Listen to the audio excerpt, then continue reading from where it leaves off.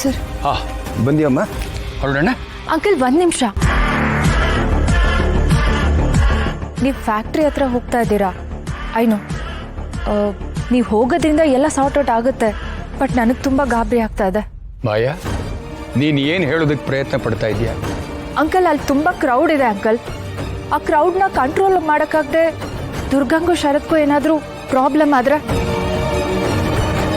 ಎಲ್ಲದಕ್ಕಿಂತ ಜಾಸ್ತಿ ಭಯ ಆಗ್ತಿರೋದು ನಿಮ್ಗೇನಾದರೂ ಆಗ್ಬಿಟ್ರೆ ಅಂತ. ಅಂಕಲ್ ಆಮೇಲೆ ಎಲ್ಲರೂ ತೊಂದರೆಗೆ ಸಿಗಾಕೋತೀವಿ. ಹಾಗೇನು ಆಗಲ್ಲಮ್ಮ.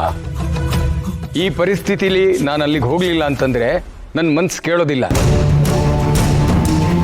ಏನಾಗುತ್ತೋ ಆಗಲಿ. ದುರ್ಗಾ, ನೀನು ನಡಿ. ಸರ್ 1 ನಿಮಿಷ.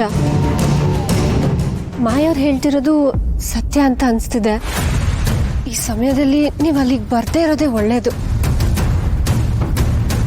ನೀವೇನು ಯೋಚನೆ ಮಾಡಬೇಡಿ. ನಾನು ಅಲ್ಲೋಗಿ ಎಲ್ಲರ ಹತ್ರ ಮಾತಾಡಿ ಬಾಸ್ ಮೇಲೆ ಬಂದಿರೋ ಆರೋಪ ಸುಳ್ಳು ಅಂತ ನಾನು ಸಾಬೀತು ಮಾಡ್ತೀನಿ.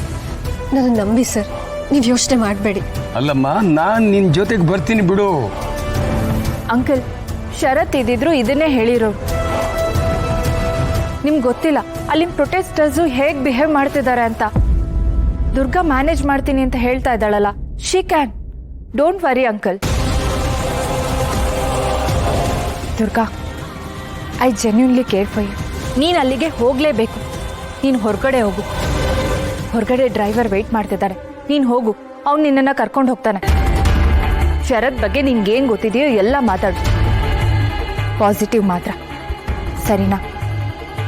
ಸರಿ ಮಾಯಾ, ಬರ್ತೀನಿ ಸರ್.